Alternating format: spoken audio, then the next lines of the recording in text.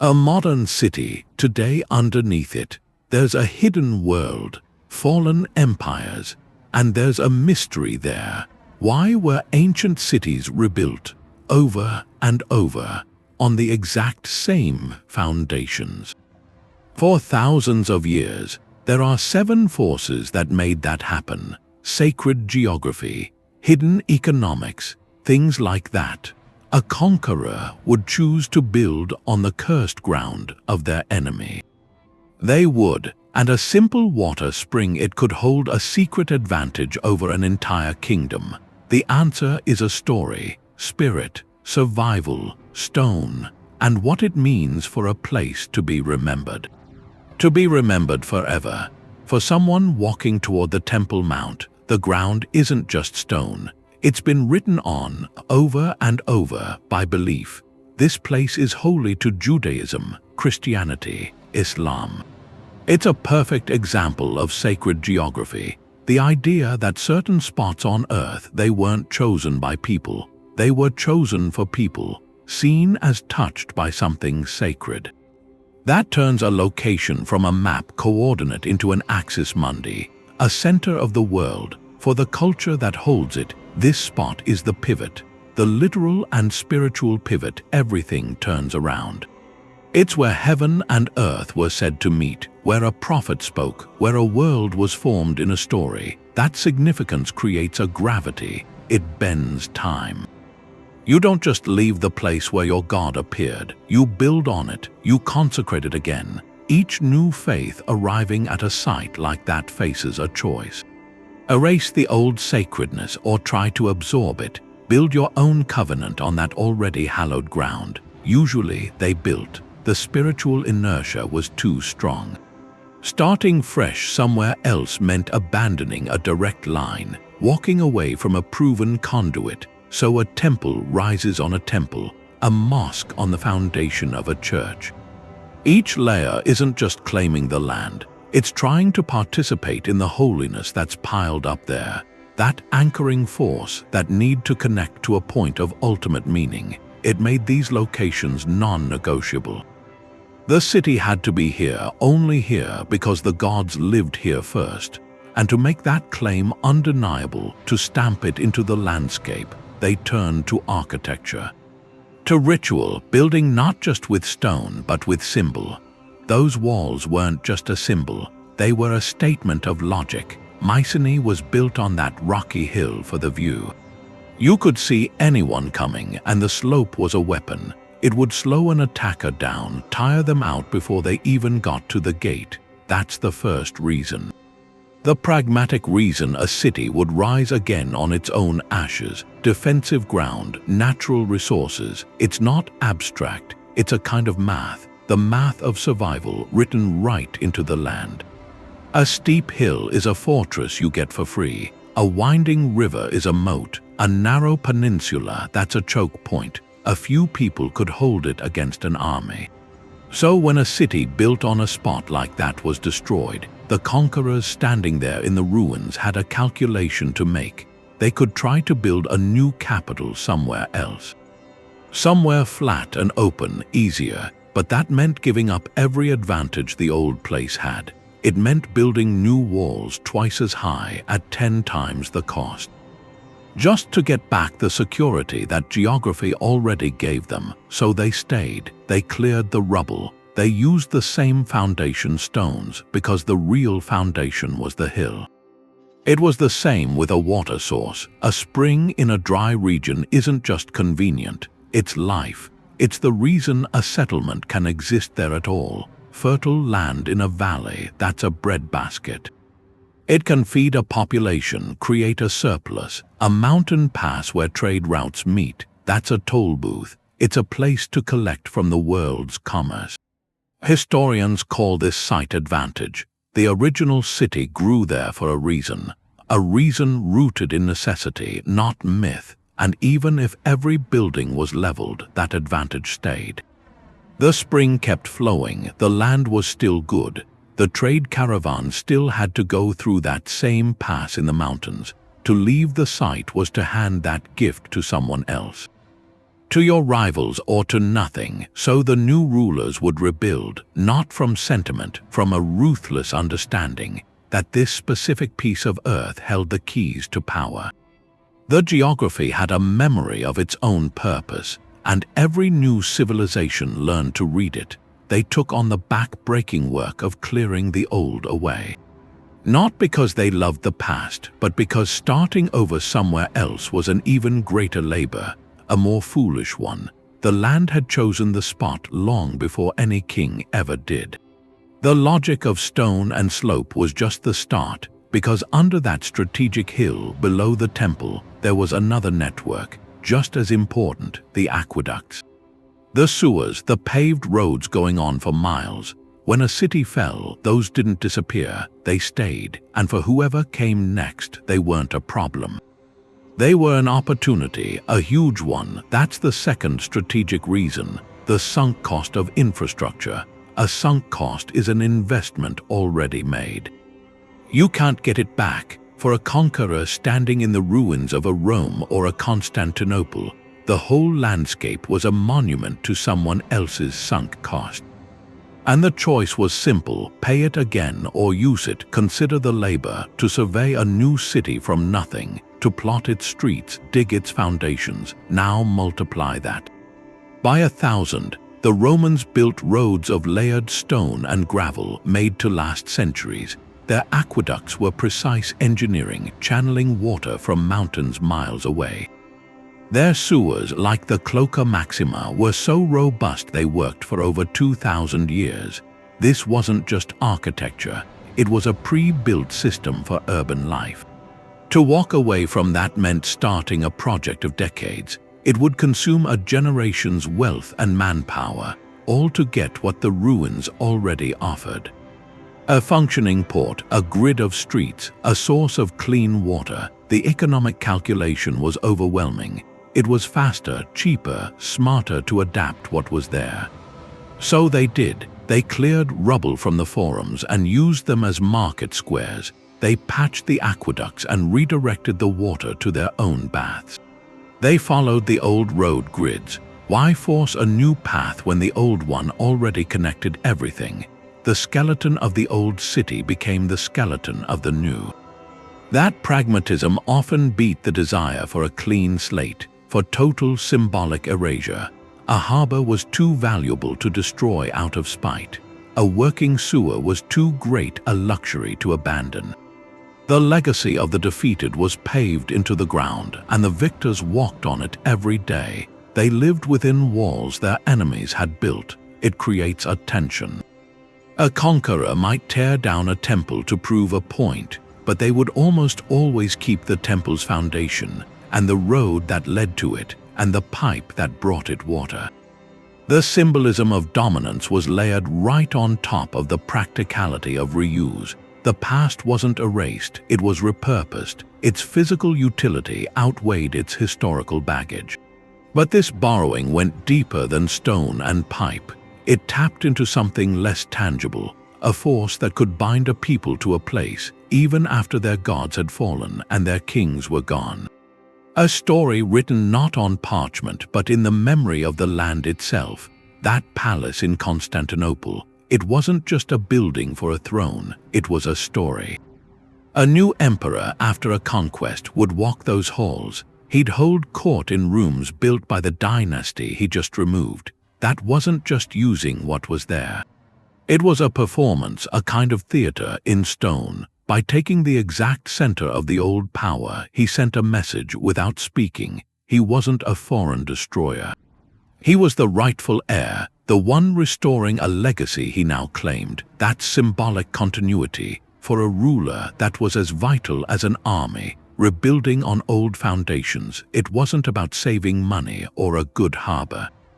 It was about legitimacy. To the people, a city leveled to the ground meant chaos. A broken world, but a city rising again on its old bones, that meant order had returned. The new ruler could be the guardian of tradition. Even if he was inventing that tradition as he went, he was weaving his new, uncertain rule into the ancient fabric of history. To sit in the old palace was to borrow its permanence. To pray in the old temple, even a rededicated one, was to tap into public faith. The physical space became a prop. A drama of continuity, the forum where people gathered for generations would be rebuilt so they could gather again, but under a new name. The message was clear. Everything important remains, only the man at the top has changed. That symbolic act softened Conquest. It told a nervous population life would go on. That their world, their sacred places, their daily routes to the market were secure. It was a silent negotiation for power, but this manipulation of memory had a twin. A dark one. For every ruler who wanted to inherit a legacy, there was another who wanted to erase one. This practice had a name, a Latin phrase, the condemnation of memory. It was the opposite of continuity, a targeted, surgical attempt to unmake a person from history. Statues torn down, names chiseled off monuments, official records purged. The goal was to make it as if that person, the disgraced emperor, the rival, had never existed. History as a battlefield, fought with chisels and scrolls, not swords. But even this violent erasure often failed. The empty pedestal where a statue stood, the scarred stone where a name used to be, those gaps became silent testaments. Screaming testaments to the very person they tried to delete. Trying to destroy a memory only succeeded in marking its grave, and in the constant, layered rebuilding of cities, you see both forces. The desperate grab for legacy and the frantic attempt to burn it, but stone has a stubborn memory, and people, they remember the empty space. The fallen marble column wasn't debris. It was a resource, a perfect block of stone already cut. That's the third reason, the most tangible one, for why cities rose from their own rubble. The sheer practicality of what was already there. A medieval mason arrives at Roman ruins. He sees chaos, but he also sees a quarry that didn't need a new mine, didn't need stone hauled for miles. The materials were on site, and they were better than anything he could make. Roman bricks were fired so well they last millennia. Their marble was polished. Their granite columns were precise. To him, this wasn't the legacy of an empire. It was a construction cache, a gift from the past. This systematic reuse had a name. Spolia, it means the spoils of war. In architecture, it became a principle, taking the old and building it into the new. You see it everywhere. A Roman temple steps become the foundation of a Norman church. A statue of an emperor is flipped over. Its back is carved into a Christian altar. A carved lintel from a pagan shrine is set sideways into a city wall. It was thrift, but on a monumental scale, and it was more than saving money. It was about saving time and ensuring stability. Those ancient foundations, packed down by centuries of weight, were a prize. They were already level, already drained, already resistant to sinking. To build on virgin soil was a risk. To build on the footprint of a Roman forum was a guarantee.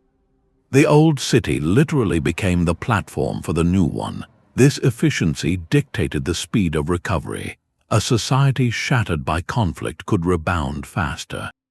It didn't have to start from zero. The stones were there, the roads were there, the layout was already proven, so they built up, using the bones of the old world as their skeleton.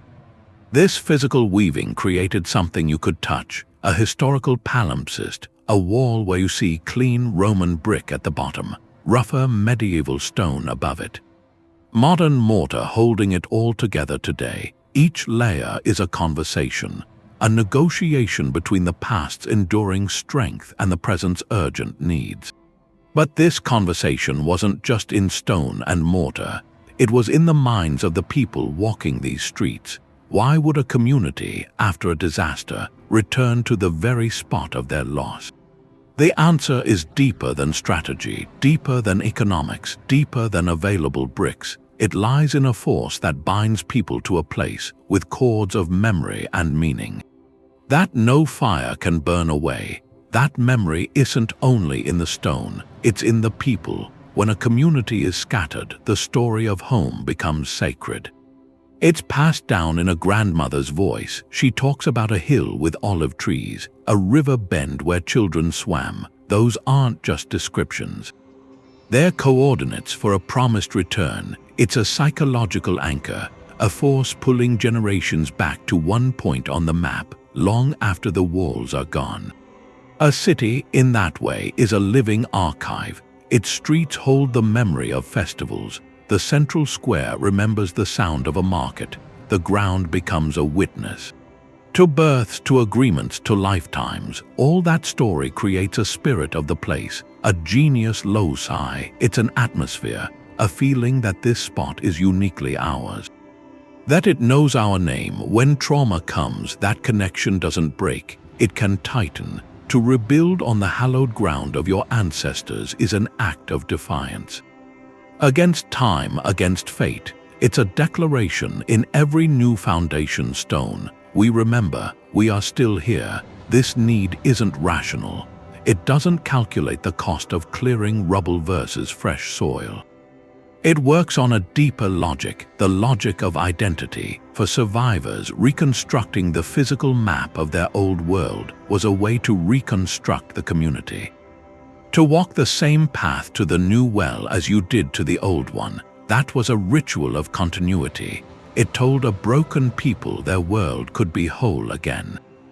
That the story hadn't ended, you see this echo in the most heartbreaking experiences. Displaced peoples holding the memory of a homeland for centuries. Their oral traditions kept a specific geography alive, a mountain, a spring, a valley, as a beacon. That remembered place became the core of their cultural identity. A North Star for their entire existence. The physical act of returning, of rebuilding, was the fulfillment of that narrative, healing made visible. This profound attachment explains the archaeology. Why we so often find a new settlement's post holes driven right into the ash layer of the old. It wasn't just convenience, it was a conscious choice, a poignant choice. To plant the future in the soil of the past, to literally root themselves in memory, that choice leaves a clear signature in the earth. It tells a story not of kings and conquests, but of families and belonging. And that signature shows a pattern where the past isn't just remembered but physically repurposed in the most intimate way, where the old city doesn't just provide a foundation. It provides the very substance of the new. Symbolic soil is like a book. Each page is a city. In the late 19th century, a man named Heinrich Schliemann arrived. He had a spade and a copy of Homer. He was convinced he could find a legend. What he found was more profound. Not one lost city of Troy. He found 9.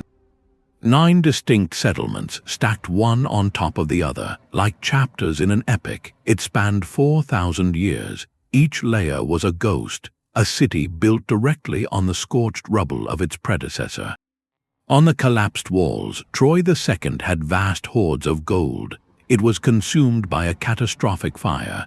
Troy VI fell to an earthquake. Troy VII shows signs of violent conflict.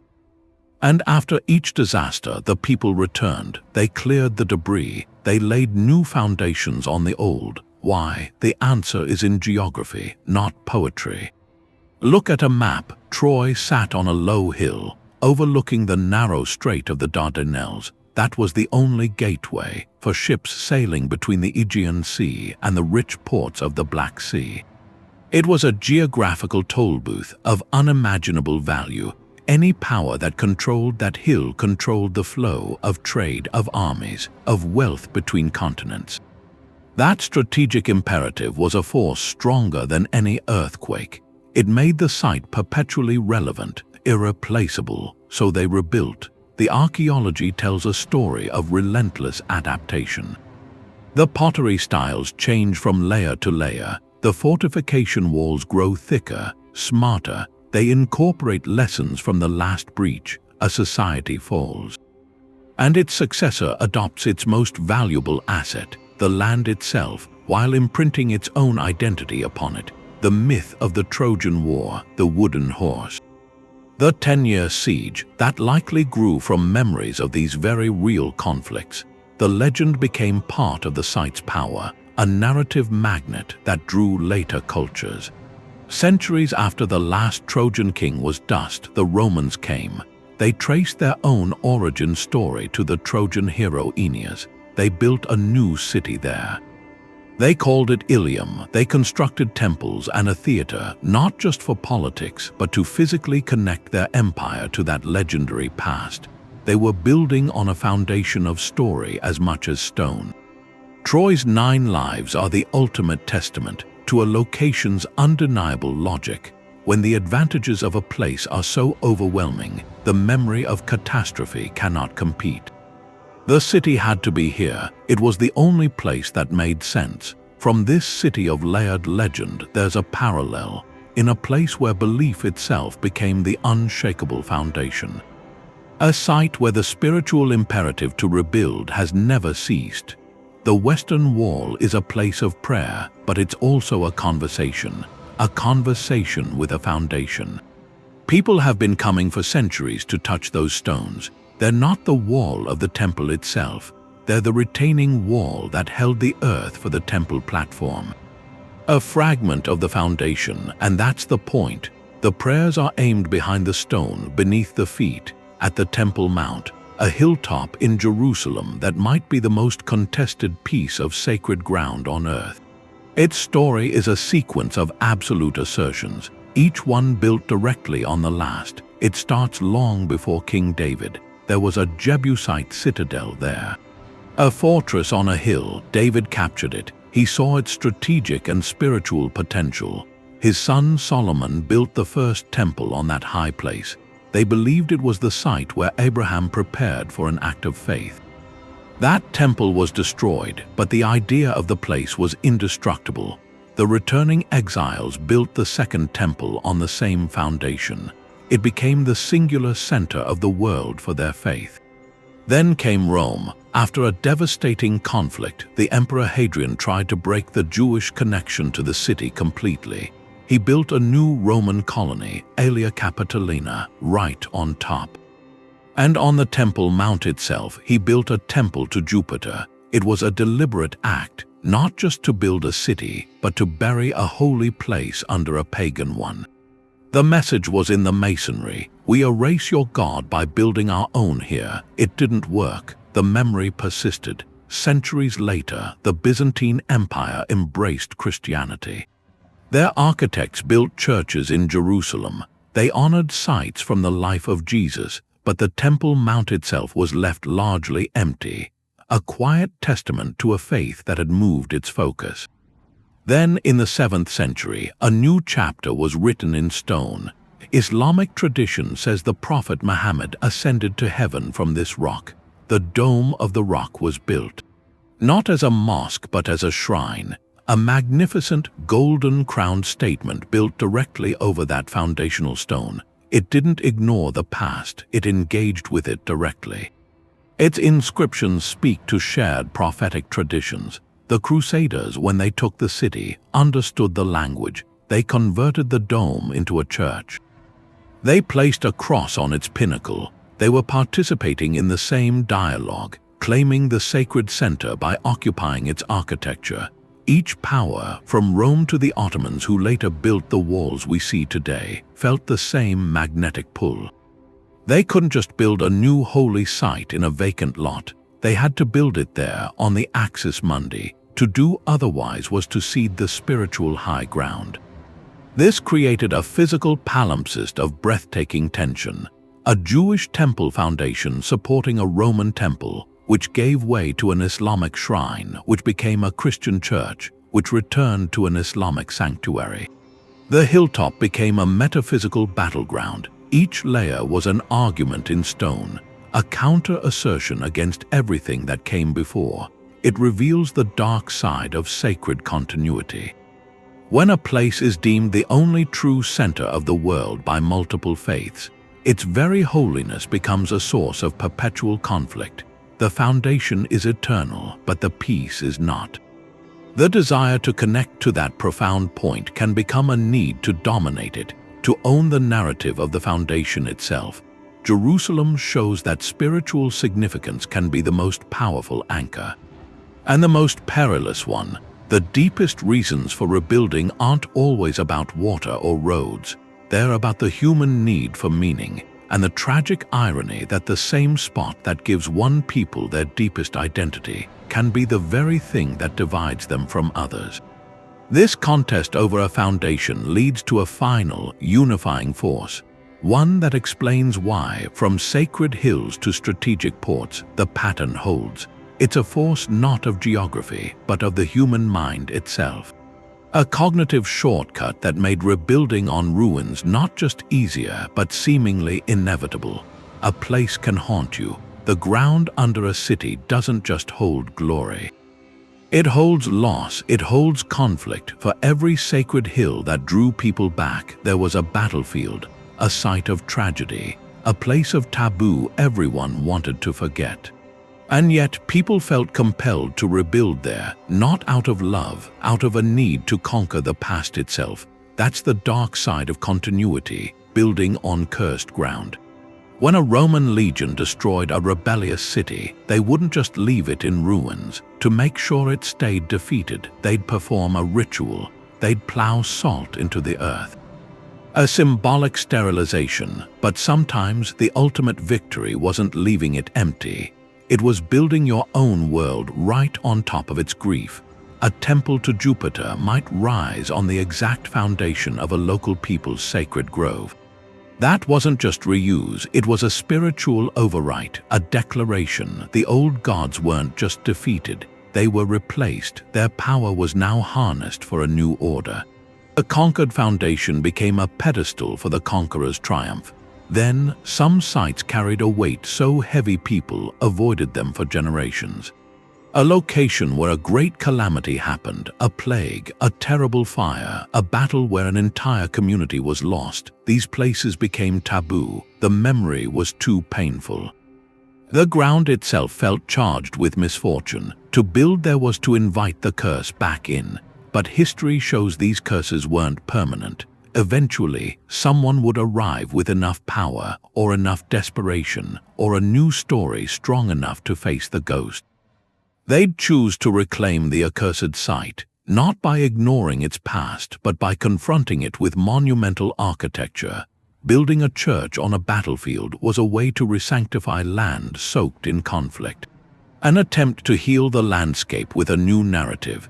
To build a thriving market over the forgotten foundations of a plagued quarter was to assert that life and commerce could overpower even the deepest memory of hardship. This psychological conquest of space reveals something. Rebuilding wasn't always about honoring the past. Sometimes it was the only way to move beyond it. By physically mastering a site of trauma, a new community could perform a kind of exorcism. They could say, with stone and mortar, we are not afraid of this memory anymore. We will live here, and our presence will redefine what this place means. The foundation, once a vessel for fear, becomes a platform for resilience. To understand these layers of defiance and reclamation, you need to see them. Not as legends, but as physical fact, and that requires learning to read the earth itself, to decode the stacked stories without ever lifting a shovel. The trowel moves through soil. It's like turning a page. Each scrape reveals a line. This is stratigraphy. It's a simple principle. It lets archaeologists read the earth. They aren't just digging down, they're reading backward. The ground under an ancient city isn't a jumble. It's a layered archive, a vertical timeline. The oldest chapters are at the bottom, the newest are on top. Think of a book that's fallen. It gathers dust. New papers land on its cover for centuries. To understand the story, you separate each page. In the earth, those pages are strata, layers of soil, ash, plaster, rubble, a dark line of charcoal. That page reads, "Great fire here," a thick layer of yellow clay that could be a platform, built to level the ground for a new beginning. Each destruction event creates a timestamp. It seals a moment. The ash from a sacked city falls. It covers everything. It entombs the broken pottery of that day, the coins lost in the streets, the tools abandoned. That layer becomes a snapshot, frozen. Then, years later, new builders arrive. They don't clear everything. They level the ruins and build on top. Their foundation trenches cut into the ash. Their new floor becomes the next page. This creates a sequence you can touch, a record of catastrophe and recovery, stacked in order. The artifacts in each layer are the vocabulary. Pottery styles change: the shape of a jar handle, a type of glaze, a decorative motif. These are like fashions. They date a layer like a modern brand logo. Coins are better. They often bear a name, an emperor, a year. Finding a coin in a layer is like a dated receipt in the rubble. It tells you that layer must be from after that coin was minted. Building techniques narrate progress. One layer shows rough field stones. The layer above shows squared ashlar blocks. Then the layer above that shows concrete. A technological leap. The materials themselves talk. Stones from a demolished temple, reused in a humble house wall. That speaks of a fallen power, pragmatic survival. By mapping these layers and their contents, archaeology does something. It transforms rubble into a narrative. It provides the evidence for the cycles. We can see the burn layer of Troy II, then the earthquake rubble of Troy VI. We can trace how the wall of Jericho was rebuilt, thinner and stronger. Over and over, we can follow the Roman sewer, still functioning beneath a medieval street. Stratigraphy turns myth into measured fact. It shows us the how. Intangible detail, but with every layer catalogued, every artifact bagged, the deeper question grows louder. The science shows the pattern existed everywhere, across continents and cultures. So we have to ask, was this just a series of practical, local decisions, or was there something universal in the human experience? Something that made this return to the foundation not just a choice, but a kind of instinct. The alignment wasn't accidental. It was a map of the heavens brought down to earth. In Teotihuacan, in Mexico, the Avenue of the Dead runs for miles. It points directly at the setting sun on one specific day. The pyramids of the sun and moon are positioned in a precise relation to mountains on the horizon. This is geomancy, the art of placing structures in harmony with the landscape and the cosmos. For the builders, this wasn't about a view, it was about survival. A city properly aligned was a conduit. It channeled celestial power. It ensured the seasons turned, the rains came, the world stayed in balance. To build a city was to participate in a cosmic order. You were constructing a piece of a functioning universe. Once that sacred alignment was found through stargazing, through omens, through feeling the land's energy, the site became fixed. A metaphysical anchor. You couldn't just pick it up and move it. The foundation stones were the physical expression of that anchor. They pinned the city to a specific, auspicious point in the web of existence. That belief created an invisible constraint. If your city was destroyed, you rebuilt it on the same sacred axis, not because the stones were convenient, but because the location itself was holy. To abandon it was to break the covenant with the forces that sustained life. You'd be building on spiritually dead ground. A place out of sync with the stars. You'd be inviting chaos. This deep cosmological reason overruled all practical concerns. We see it across the ancient world. The pyramids of Giza aligned with Orion's belt, Stonehenge marking the solstices, the forbidden city in Beijing laid out by the principles of Feng Shui. In each case, the architecture was a permanent prayer, a machine for maintaining harmony. When such a city fell, the conquerors who followed often recognized that power.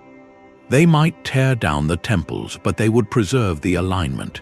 They'd build their own palaces on the same sacred footprints. To do otherwise was to risk the anger of the gods they now claimed to serve. The foundation, therefore, held two truths: the physical truth of packed earth and stone, and the metaphysical truth of a covenant with the cosmos. One could be cleared away. The other was eternal, and this leads to the most practical, undeniable force of all. a force that made the choice of where to build not a matter of belief, but of biological necessity. Before any alignment with the stars, a city had to align with one simple, flowing truth. Water was the first blueprint. Before any stones, before any sacred alignments, the founders walked the land listening for it. The sound of a spring, a river bend that never ran dry, that was the non-negotiable foundation. A city could survive bad government. It could survive a poor harvest. It couldn't survive without water, so a reliable source didn't just influence where to build, it commanded it. Jerusalem, its heart wasn't the Temple Mount at first. It was the Gihon spring, a natural karst spring bubbling from a cave. That trickle of water made everything possible. The early rulers, Canaanite, Jebusite, Israelite, they built their citadel on the hill above that spring. They carved tunnels and shafts to protect it, to channel it inside the walls. The city's entire geography answered one urgent question: how do we secure our water? Rome had the Tiber, a river for trade, shallow enough to bridge. It gave transport, a sewer, drinking water. But as Rome grew, the Tiber wasn't enough. So the Romans built aqueducts. These weren't just water channels, they were linear monuments. They marched for miles on towering arches, bringing mountain water into the city with gravity. The investment was staggering, centuries of labor, a masterwork of engineering. Now imagine you're a conqueror. You've just taken a city like this. You stand in the smoldering ruins of its forums and temples. But beneath your feet, something's still working. The Gihon spring is still flowing. The cisterns cut into bedrock are still full. The Roman aqueduct, though damaged, can be repaired. What's your choice? You could try to build a new capital somewhere else, but that means starting the water quest from zero, sending scouts, digging test wells. Hoping to find a source as generous as defensible, you'd have to invest your own decades, your own treasury, to build an aqueduct system from scratch. All while your army camps in a dry, uncertain place. It's a recipe for failure, a risk no pragmatic ruler would take. That water infrastructure represented a sunk cost so large it created a geographical lock. The tunnels, the wells, the cisterns, the aqueducts, they were the true foundation. They turned a geographical gift into an engineered certainty. To abandon them was unthinkable. So the new rulers moved in. They cleared the rubble from the streets leading to the fountains. They repaired the sluice gates. They drank from the same springs as the kings they overthrew. This is why cities like Ephesus, with its aqueduct-fed fountains, were rebuilt again and again. That system of pipes and reservoirs was more valuable than any temple. It was the circulatory system. As long as water flowed to that point on the map, a city would rise there. The hydrological map wasn't just a layer, it was the first layer. The one all others depended on. With that basic need secured, the city could become something more. It could turn from a fortress of survival into a marketplace of ambition. The water that sustained life began to fuel the engines of wealth. A reputation for wealth is its own kind of geography. The Agora in Athens, it wasn't just a market square. It was a machine for generating trust. For centuries, merchants knew its rhythms, from Egypt, from the Black Sea, from Italy. They knew the corner for the spice sellers. They knew the moneylchangers by the Stoa. They had relationships there, credit lines, an understanding of local demand. That whole web of commerce, it wasn't just a feature of the city. It was the city as much as the walls were. When a place like that was sacked, the physical structures burned, but the memory of that economic system didn't. The trade routes themselves, the sea lanes, the mountain passes, they still pointed to that spot. The knowledge of where to find buyers for Tyrian purple, for Anatolian silver, that lingered. In the minds of merchants 1,000 miles away, to them, the ruin was still a node, the logical place to sail to, hoping to find opportunity again. Rebuilding on the old foundations was an attempt to restart that gravity. A new ruler, clearing the rubble of the forum, was sending a signal. The market is reopening. The port is secure. Come back. The alternative was a gamble. A terrifying economic gamble to establish a new commercial hub from nothing. That meant convincing a skeptical, far-flung network to change its patterns. Patterns centuries old, in a world where information moved at the speed of a sailing ship, building a new reputation could take generations. It was far less risky to inherit an old one, even a damaged one. This is why a city like Corinth, demolished by the Romans, was refounded on the same narrow isthmus. The geography forced east-west trade to pass through it. The city's wealth was a function of that choke point. Destroying the buildings didn't destroy the geographic logic, so the Romans rebuilt Corinth as a Roman colony. They knew the merchants would have no choice but to return.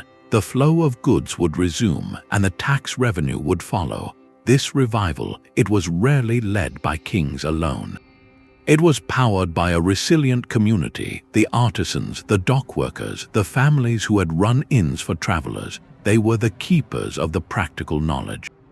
They knew how to unload a galley, how to store grain, how to judge the quality of olive oil. After a catastrophe, these were the people who filtered back first to the only place they knew their skills had value. They would set up makeshift stalls amidst the ruins, beginning the process of economic memory. Their presence was the first spark in reactivating the city's oldest function as a place of exchange. This economic inertia created a loop, a powerful feedback loop. The returning merchants needed craftsmen. They needed porters that drew more people. More people needed food and shelter that drew farmers and builders. Within a few seasons, the cycle of urban life could begin again. All because the deep channels of trade still led to this one spot, this foundational spot. The city remembered how to be a marketplace long after its temples had fallen.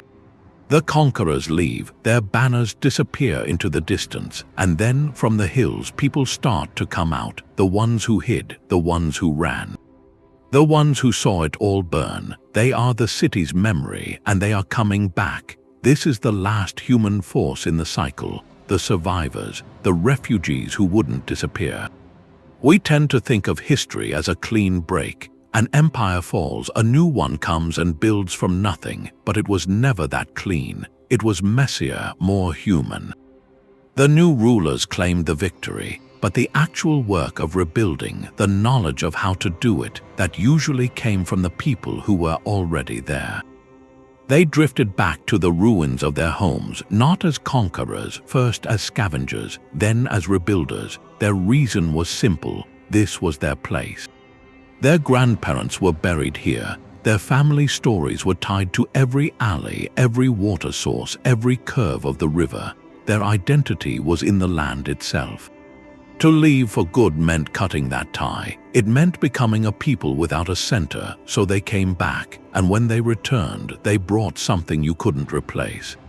A deep generational knowledge. They knew where the clean water came out of the rock, a thing no map would show. They knew which stones from the old temple were still good, which walls could be saved. They remembered how the sewers ran, now buried. They knew where to find clay for bricks, where the best stone was nearby. This wasn't just nostalgia. It was a library of practical facts. It made rebuilding on the same spot the fastest way, the most efficient way, even for a foreign ruler who was now in charge. That ruler needed a working city to govern, to collect taxes from. He needed the grain stores filled, the docks fixed, and who better to do that than the people who had run the city for generations? Their stubbornness was the essential human capital. You see this pattern over and over. After the Assyrians moved populations by force, pieces of those people would drift back over years, gathering again around sacred places. In Europe, after Rome fell, as the imperial system broke down, it was often the local people who kept the roads working, who kept living inside the old city walls, slowly changing them for new uses. Their persistence created a thread of continuity. The new city might have a different flag. It might speak a new official language, but at its heart, in its daily life and its changed traditions, a piece of the old identity stayed alive. The conquerors made the political shell, the survivors carried the living memory. They became the bridge from the old world to the new. They made sure the foundation was never really empty. It was always there, waiting for its people to come home and start the story over. The soil remembered how to be a city. A community lived on a low hill for centuries, maybe thousands of years. They threw out their food scraps, they spread ash from their fires, they kept animals, and the manure enriched the ground. They lived there, they farmed, they passed on.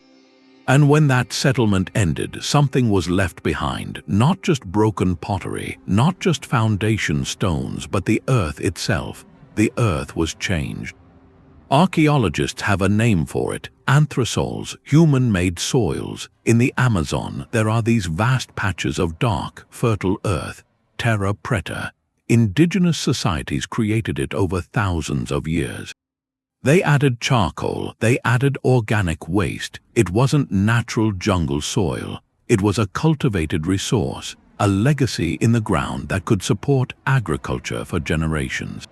A similar thing happened on a grand scale in the ancient Near East. On those layered city mounds, the tells, each generation added more than buildings. They added nutrients. The soil on top of an old tell became something special, deeper, darker, far richer than the untouched land around it, packed with phosphorus, nitrogen, carbon. From centuries of human life, so for the next group arriving at that site, this was a practical reason to stay. Rebuilding on the old mound meant your farms were on pre-fertilized land. Your first crops had a head start, growing in soil already conditioned by the people who came before. The city fed off its own past. It was a sustainable cycle. People lived on the mound, their waste, their organic refuse. It enriched the immediate land, and that land then produced more food to support the people. A loop of fertility. That tangible benefit made the choice to rebuild an agricultural calculation, not just a defensive one, not just a spiritual one. The tell became an asset, a capital investment in the ground itself. To abandon it was to walk away from a ready-made farm. To start somewhere else meant beginning with poorer soil. Less broken soil, it meant years of hard work, just to get the earth to the same level of productivity the old site already offered. So they stayed. They planted their seeds in the dark earth. Earth that remembered 1,000 meals, 1,000 fires, 1,000 lives. The foundation was also a garden. It shows this deep connection between habitation and cultivation. Cities weren't just built on locations, they became the location. They improved it by the very act of existing there. The human footprint over time, it didn't just scar the land. It could enrich it, creating a perpetual reason for return. But for all these powerful forces, sacred geography, strategic advantage, the sunk costs of infrastructure, symbolic continuity, even fertile soil, the pattern wasn't absolute. History has these exceptions, moments when people facing the same ruins made the opposite choice. They turned their backs on the foundation and they walked away. Sometimes people did walk away. That pattern of rebuilding in the same place is strong, but it's not a law. There are brilliant exceptions, and they're just as revealing. They show what it takes to break the cycle, to convince a society to leave a foundation behind. It needs a force stronger than memory or water or economics. It needs absolute will and vast, almost unimaginable resources. Think of the pharaohs in ancient Egypt. For centuries, the capital was Thebes, a city of immense sacred power, home to the god Ammon. But a new dynasty could decide to build a new capital from nothing. A place like Akhenaten, built by the pharaoh Akhenaten out in the desert. He was enacting a religious revolution, elevating a single sun god. To make a clean break, he needed a clean slate, a city untouched by the old priesthoods, the old temples. He commanded it, and for a brief time it existed. But look what happened after he died. The capital moved back to Thebes. The desert city was abandoned. The old foundation's pull was too strong. That experiment needed a ruler with total authority, and it only lasted as long as he did. A more permanent move happened with Constantinople. Before it was an imperial capital, it was a modest Greek city called Byzantium, a good port, a strategic spot. But it was the Emperor Constantine who saw its potential as a new Rome. He didn't just rebuild on its old foundations, he dramatically expanded them. He refounded it. He poured the wealth of an empire into building walls, palaces, churches on a scale the old city had never seen. This was a move made possible by one thing: the unchecked power and vision of a single man commanding the treasury of the entire Roman world. He didn't just accept an old site, he overwrote it with a new destiny. Yet, even here, the old city's location, that superb harbor, that command of the straits, that was the essential kernel he built upon.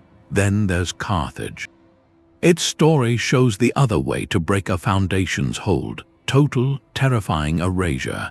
After the Third Punic War, the Romans didn't just sack the city. They methodically destroyed it. Legend says they plowed salt into the earth so nothing would grow. This was more than a military victory. It was a ritual of annihilation. An attempt to curse the ground itself, and it worked for a long time. Significant reoccupation of the site was delayed for centuries.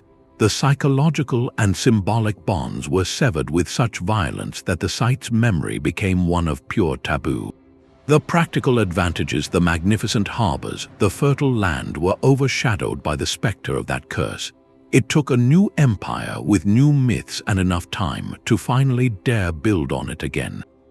These exceptions show the rule. For a city to truly move, you usually need one of three things: an all-powerful central authority with resources to burn, like a pharaoh or an emperor; the absence of an unshakable, sacred core that binds people to the spot; or an act of destruction so complete, so final in its symbolism, that it severs the connection for generations. These are the forces that can overcome geography's logic. They are rare, and even in these cases, you often find a ghost of the old logic hanging on. Constantine chose Byzantium for its strategic location. Carthage eventually was rebuilt because its harbors were too good to waste forever. The foundation's whisper never fully goes silent. It just waits for a will strong enough or a memory distant enough to listen to it again on new terms. This dance between the immutable site and the mutable human story leads to a final question. What happens when the cycle itself becomes the artifact? When the layering is so complete that we can no longer separate the city from its own accumulated past? London is a ghost of a name. It comes from Londinium, that's Roman. But before the Romans, there might have been a Celtic name for it. We just don't know it. That one word, London, is like a fossil, a compacted layer of history, you can say. That's toponymy, the study of place names. It's a different kind of archaeology. You don't need a shovel. A city can be rebuilt by new people speaking a new language with new gods, but often they keep the old name. Maybe the pronunciation shifts a little.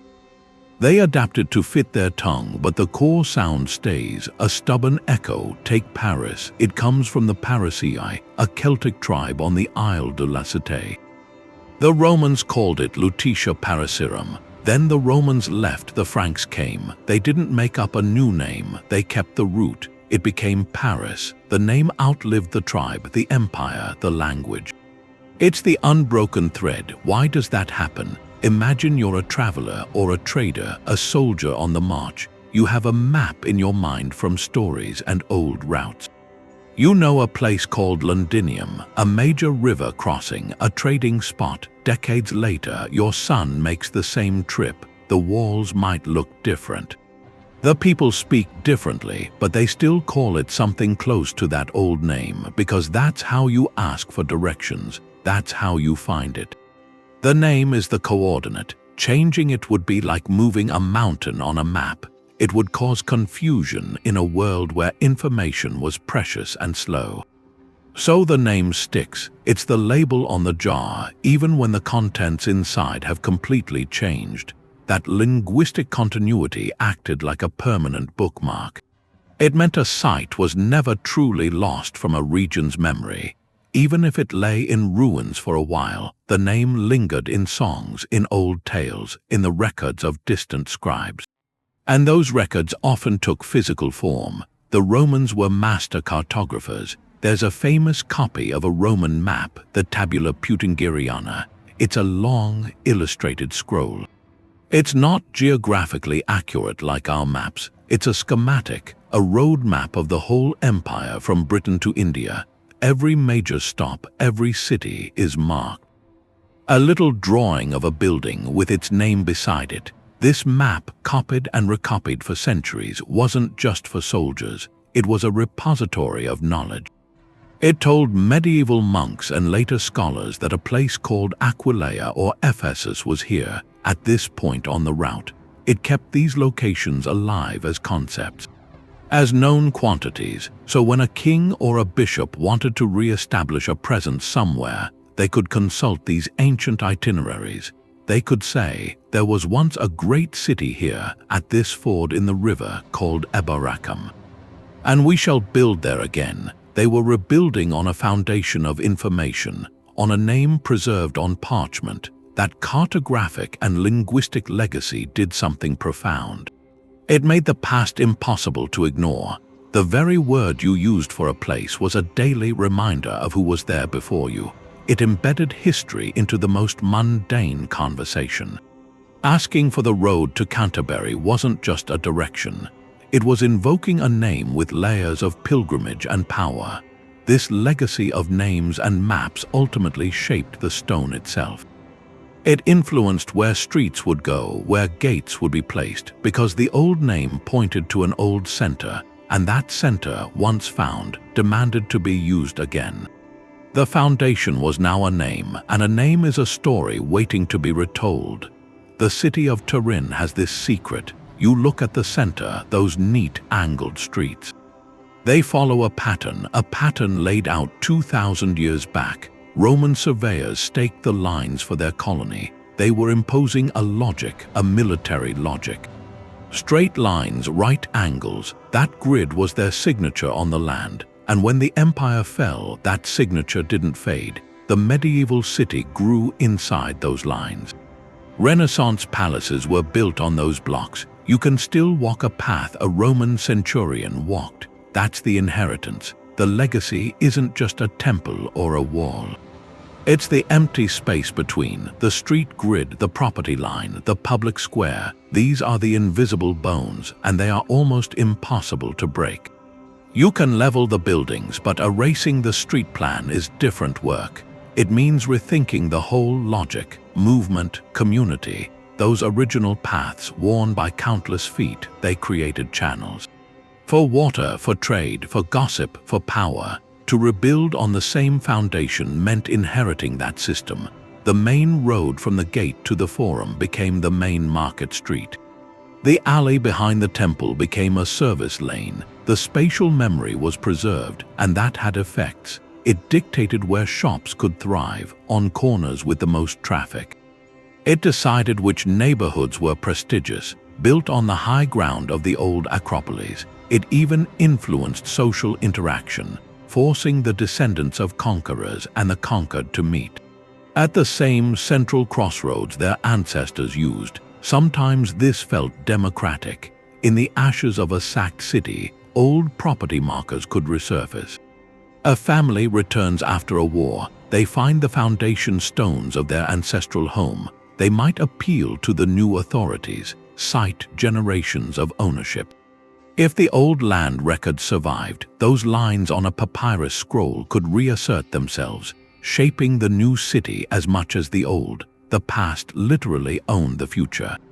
But more often, the inheritance was a tool of control. A new ruler takes the old Roman grid, uses it for his own purposes. He places his palace at the central intersection, the old forum. Dominating the sight lines, he widens the main avenues for his parades. The old skeleton becomes a cage for the new order. The framework persists, but its meaning is rewritten. This durability is a testament to habit. We are creatures of path. Once a route is established, it takes a monumental effort to change it. That's why so many cities in Europe, the Middle East, North Africa feel like puzzles. A curved, organic medieval lane that suddenly straightens into a Roman thoroughfare. A modern apartment block on a plot whose boundaries were set in the Iron Age.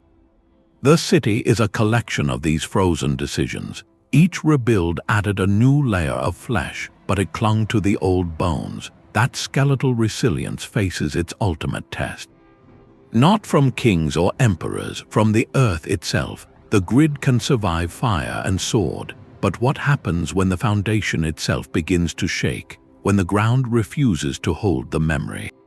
The ground could just refuse the city. A tremor starts deep down, a shudder moving up through rock and dirt, and in moments the whole careful order of centuries comes apart. Walls that stood for generations lean and crack, roofs fall in, towers turn into piles of broken stone. The sound is deafening, and then it's just silence. Dust hangs in the air. Where a city was, there's ruin. This is a reset, not by people, but by the planet's own restless energy. Afterward, survivors look out on a leveled landscape. Old foundations are broken, buried under rubble, and that's the choice, to leave for good or to see this not as an end but as a forced chance, a clean slate. The same ground, but you start over. The rubble isn't just debris, it becomes the new foundation. Teams work to flatten the chaos, to make a stable platform from the old world's wreckage. That compacted layer, that vast level field, it becomes the base for the next city. It's urban renewal, the most brutal kind. The disaster did the demolition. Now the rebuilding can start, but why rebuild there, in a place that just proved it's dangerous? The answer is usually in how people saw it. An earthquake, a flood. It wasn't random geology. It was a message, a sign. The gods were displeased. They punished this place. To abandon it would be to accept that wrath, to say the connection here was broken. The stronger ritual was to stay, to purify the site, to appease the gods with new sacrifices, new temples, built even bigger than before. Rebuilding was atonement. It declared the community's bond to this spot was stronger than the anger of the heavens. They'd prove their faith by building again, right where it happened. There's a cruel irony in the geology, too. The very forces that make a site dangerous are often what made it valuable. The fault line that causes quakes also pushes up mineral-rich mountains, creates veins of metal. The volcano that buries a city in ash also leaves soil of incredible fertility. The floodplain that drowns settlements also brings the silt that makes farming bountiful. Communities learned this brutal math. The risk was part of the reward. You couldn't have one without the other, so they adapted. They didn't leave, they learned. You see this evolution in the layers. After a big quake, the new city's walls might be thicker, windows smaller. Buildings might use more flexible wood frames inside the stone. Foundations go deeper, down past the shaken soil to stable bedrock. They developed resistant techniques like the precise interlocking stonework of the Incas, stones that could sway without falling. Each disaster was a harsh lesson. The response is written in the next layer of stone. They changed how they built, but almost never where. They were locked in a perpetual dance with the very forces that could destroy them. That resilience in the face of nature mirrors resilience after human conflict. The impulse is the same, to clear the rubble, to mourn, to learn, and then to rebuild on the memory. To insist that life, that community, belongs to this particular piece of earth, no matter what the sky or the ground does. This dance between destruction and renewal leaves a final question about the cities we've inherited.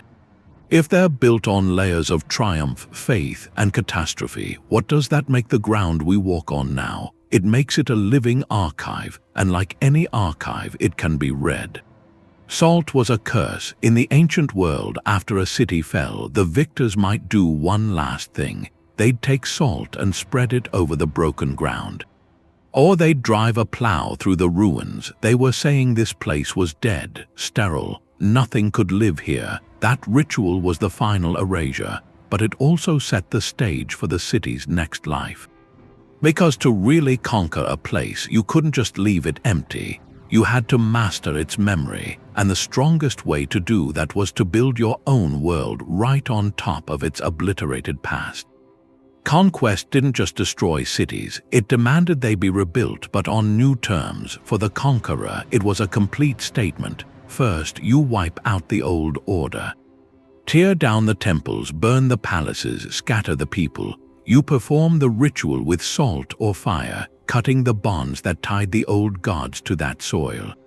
You declare the ground clean, a blank slate, but a blank slate is an invitation, and the most powerful place to write your new legacy was the exact spot where your enemy's legacy had just been erased. To build a new city, there was the final victory. It said, I haven't just destroyed you, I've taken the power of your home for my own glory. Your foundation now holds up my throne. That created a brutal logic. The most symbolically charged ground, the land most worth claiming, was the land you had just cursed. It held the psychic weight of your triumph. To build somewhere else would waste that, so they rebuilt. The Assyrians were masters of this. They'd level a rebellious city, deport its people, and resettle it with people from elsewhere in their empire. They'd rename it, but they'd use the same site. The old foundation stones, cleansed by ritual and violence, became the platform for a new, loyal community. The city was reborn, but its soul was replaced. Archaeology shows this cycle in layers. You find a thick band of ash and collapsed mud brick, charred wood. Broken statues, that's the conquest layer, the moment of ritual destruction. Then, right on top, you find a new floor, a different style of pottery. New foundation trenches cut straight into the ash. That's the rebirth, the conqueror's city. The sequence tells a story of calculated renewal. The old spiritual claims weren't forgotten. They were actively nullified and then built upon. The ground was made to forget, so a new memory could be written. This cyclical violence, written in soil and stone, shows something about power and place. To own the future, you felt you had to conquer the past, not by ignoring it, but by staging your triumph on its most sacred ground. The foundation became a trophy. And each new layer of city was both a monument to a victory and a tomb for what came before. This dance of death and rebirth, of curse and reconsecration, is one of the oldest patterns. It shows that sometimes the most compelling reason to rebuild was to prove, in the most permanent way, that you had won. A king's ambition was limited by his surveyor's tools. Choosing where to build a capital wasn't about picking a nice hill. It was a monumental gamble. The stakes were the highest possible. Without maps, without soil analysis, without seeing what was underground, a ruler was blind. A lush meadow could hide a seasonal swamp. A solid-looking ridge might sit on unstable shale. A promising river bend could have water too deep to reach, or water that was brackish. The risks of choosing wrong were catastrophic. A poorly sited city would suffer constant illness from bad drainage. Its walls might crack as the ground shifted. Its wells could run dry in the first summer. That kind of failure wasn't just an embarrassment. It could drain a treasury, undermine a ruler's mandate, leave a population vulnerable. In that uncertainty, a ruined city site wasn't a problem. It was a database, a library of practical intelligence written into the landscape. The old foundation stones marked where past builders found stable bedrock. The street layout revealed natural drainage patterns where water pooled and where it ran off. The location of cisterns and wells gave a precise map of the water table. Even the types of crops grown there for centuries were a living report on soil quality. To rebuild on such a site was the ultimate conservative choice. You were using the accumulated knowledge of generations who had already solved the fundamental problems of living in that specific place. They had paid the price of trial and error. Their successes and failures were encoded in the placement of every wall and canal. A new ruler, building on that old footprint, inherited all that silent wisdom. He was bypassing the perilous exploration phase. This technological constraint created a bias toward the known. Why risk the unknown bog when you could build on the packed earth of a 1,000-year-old marketplace? This reliance on proven ground meant even the most ambitious new beginnings were often careful repetitions. When the Romans founded a new colony, their surveyors, the Archaeologists, would lay out their precise grid. But they almost always did so at a site that was already a native settlement, a trading post, a fort. They were overlaying their order on a place that had already passed the basic test of habitability. This conservative approach, born of technological limitation, gave us the layered cities we study. For archaeologists, that's a gift. Each rebuild preserves the decisions of the past like a fossil. You can see how a street was realigned by a few degrees to avoid a seep that plagued the earlier version. You can find a well that was dug, found to be saline, and then filled in a mistake not repeated in the next layer. The city itself becomes a record of environmental learning, a slow, collective conversation between human society and a particular piece of earth.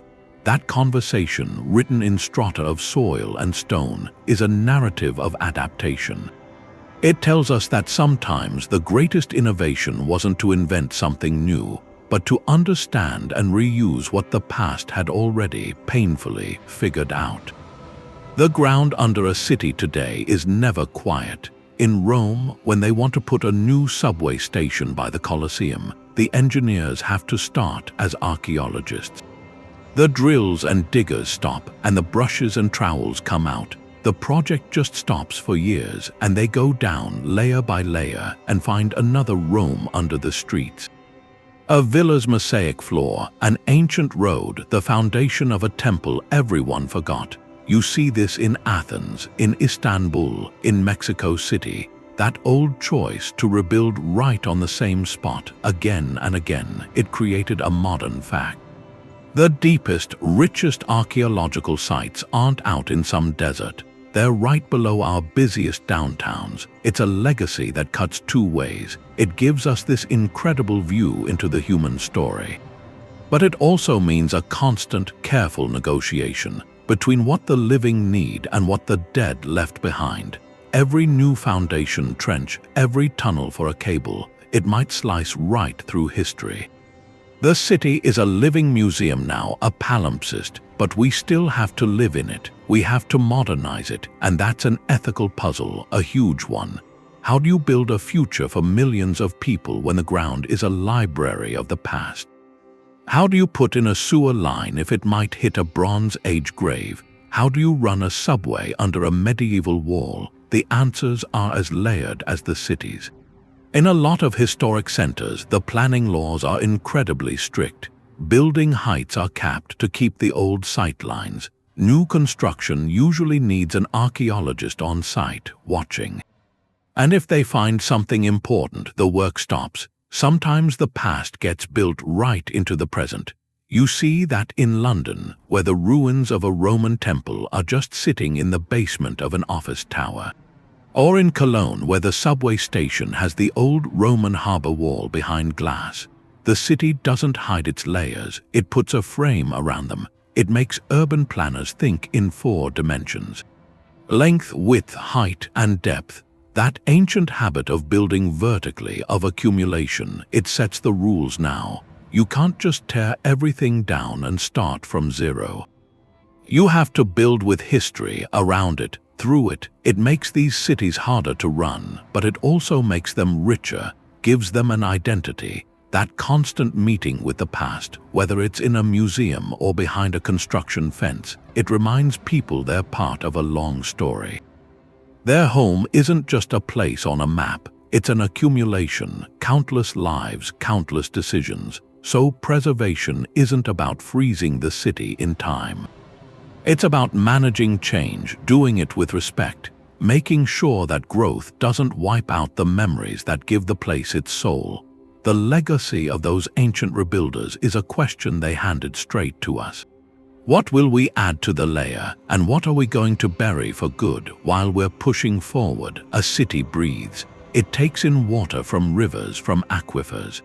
It consumes food from fields and forests. It draws in stone and timber from the land, and it exhales waste. That's not just a metaphor, it's a metabolic reality. So you think of a long-occupied city not as a thing but as a process, a living system in constant exchange with its environment, and over centuries that exchange creates something unique. A deeply modified ecosystem shaped by human hands. When a city is rebuilt on its own ruins, it isn't just reusing stones, it's preserving a centuries-old metabolic relationship. A biological and chemical conversation between people and place. Take the simplest element, soil. Centuries of human habitation transform it, but it goes deeper. Generations of composting, of waste disposal, of cultivating gardens within walls. They change the very microbiology of the earth. They introduce new nutrients. New bacteria, new earthworms. The ground beneath a city becomes a distinct biological zone, and relocating would mean abandoning that cultivated fertility. It would mean starting over with raw, unmodified soil that hasn't learned to support an urban population. Then there's water. A city doesn't just find a water source. It engineers a relationship with it. Canals are dug to manage flooding and irrigation. Aqueducts are built to redirect flows. Springs are capped and turned into fountains. And over time, the local water table adjusts. The drainage patterns adjust. Even the microclimate adjusts to these human interventions. The city and its watershed become a single, adapted system. To abandon the site is to walk away from that intricate, hard-won water management network.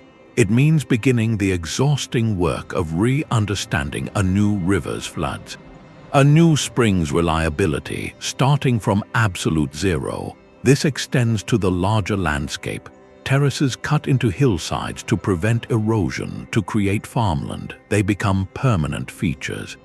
Deforestation for fuel and building materials opens up new meadows, and those meadows then support different animals and plants.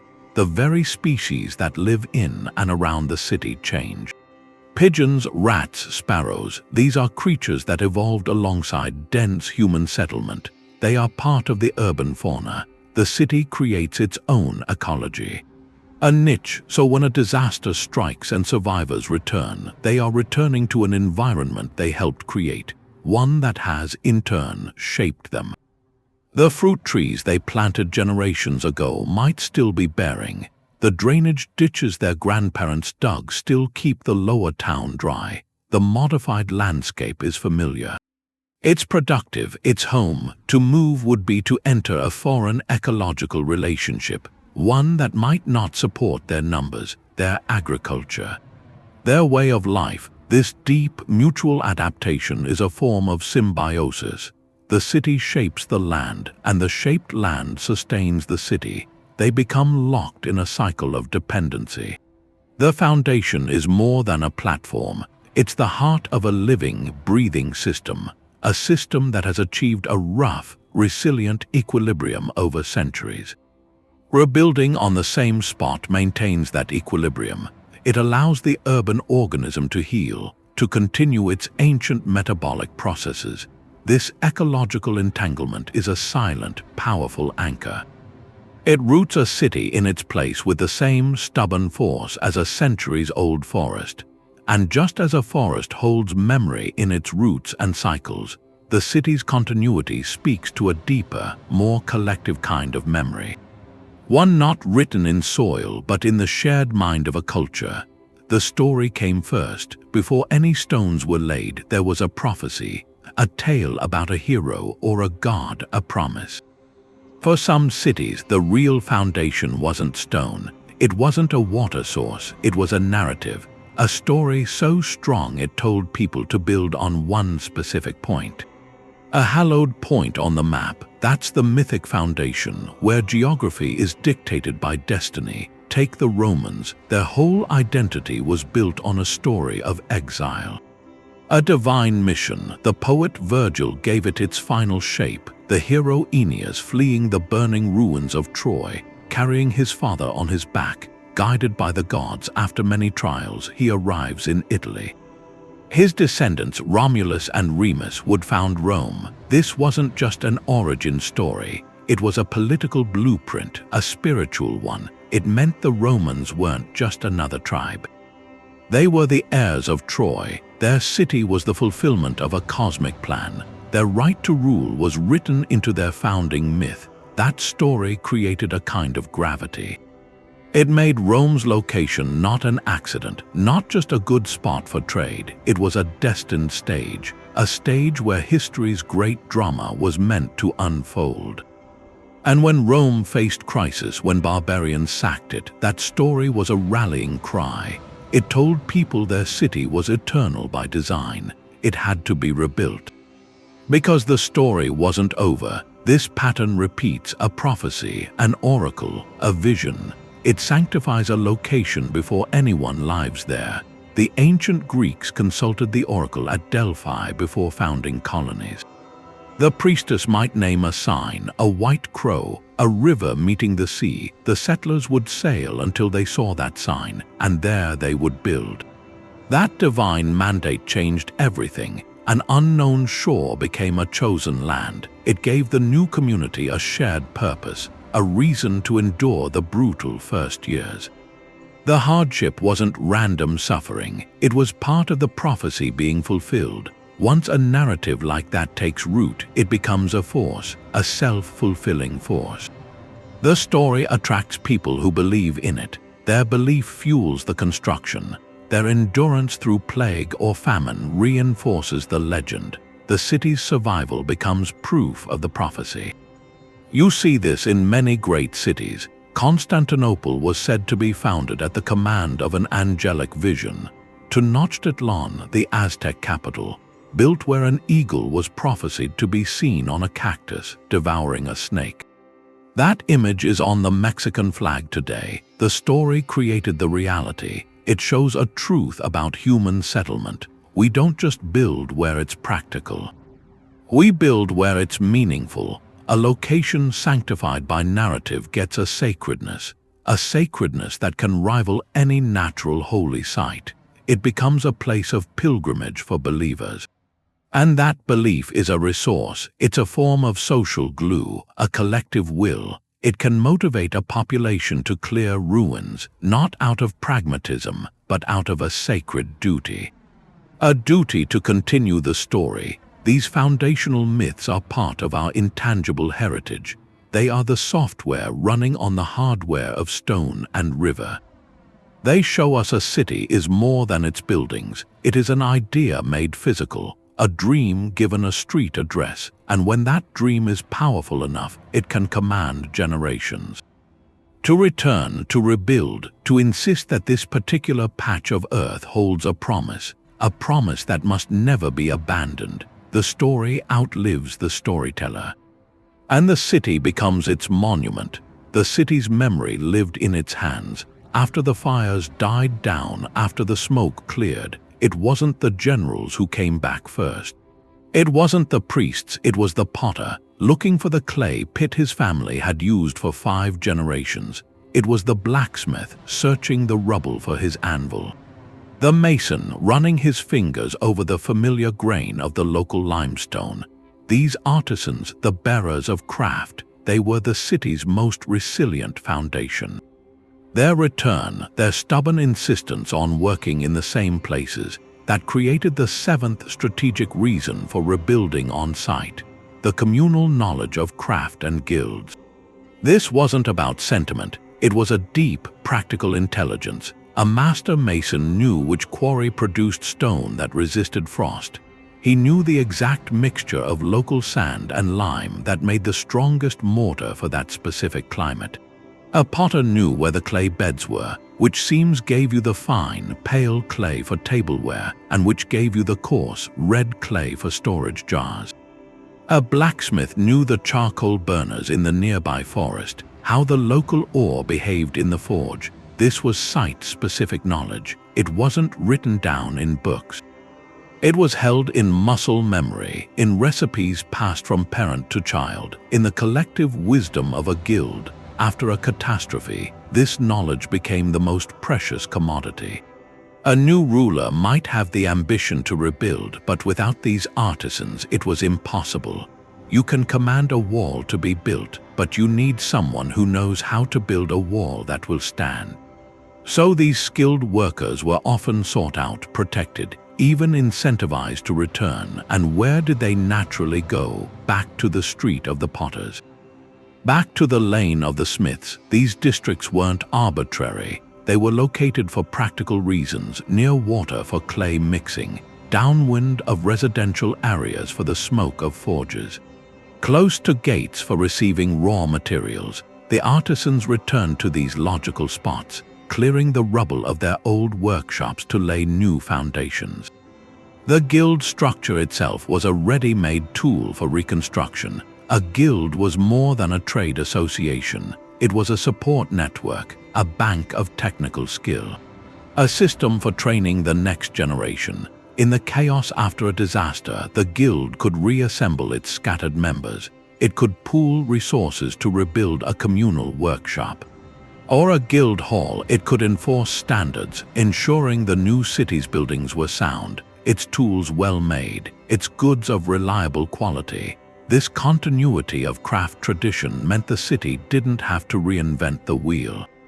The technical expertise for everything from weaving cloth to casting bronze was preserved, ready to be applied again.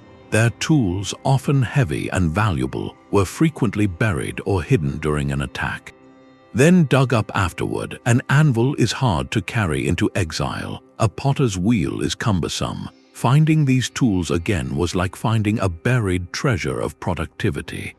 It meant work could resume almost immediately. A blacksmith with his anvil and a few hammers could start making the nails, the hinges, the tools needed by every other rebuilder. The potter could fire the essential cups and bowls, the storage containers for a returning population. This human expertise was the ultimate renewable resource. An army could be defeated, a treasury could be looted, but the knowledge in the hands of a weaver, a carpenter, a glassblower, that was harder to erase.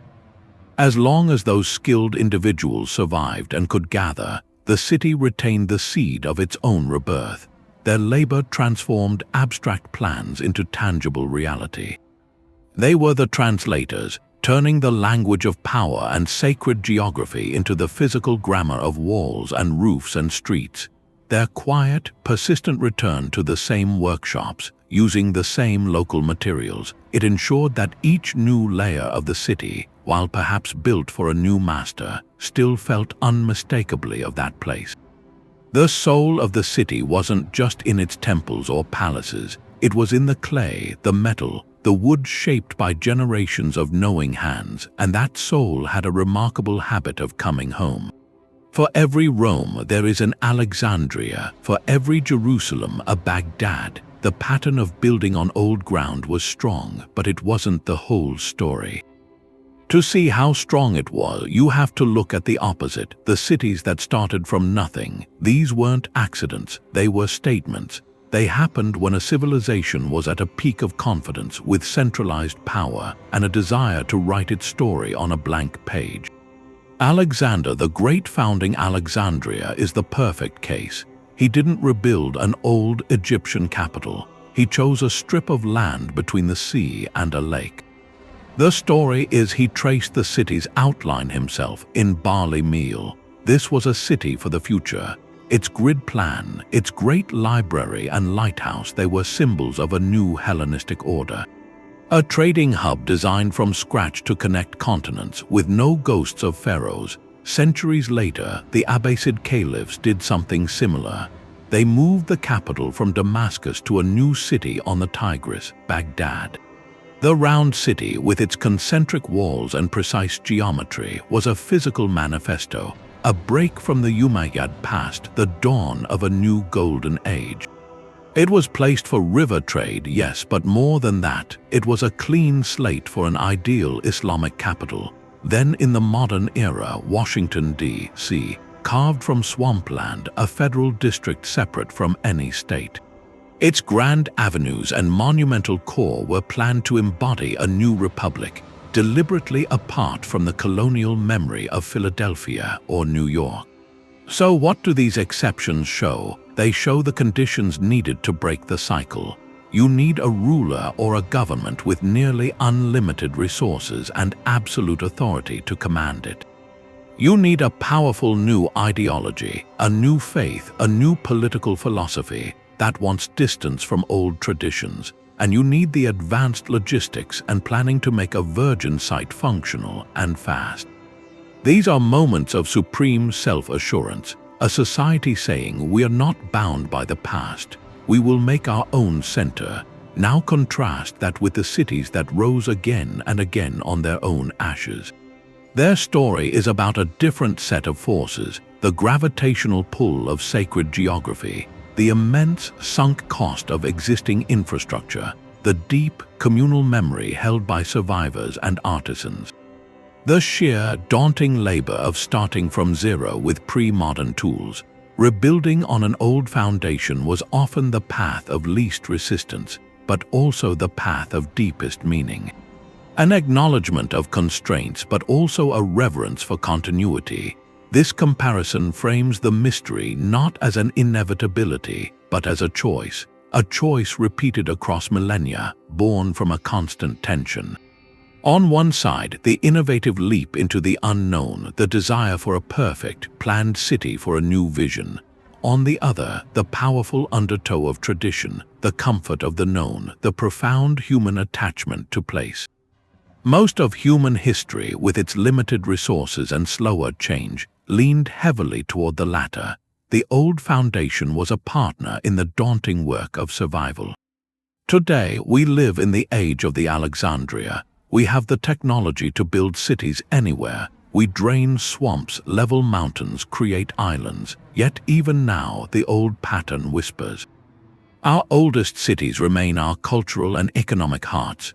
Their layered streets hold an allure that a planned suburb can't replicate.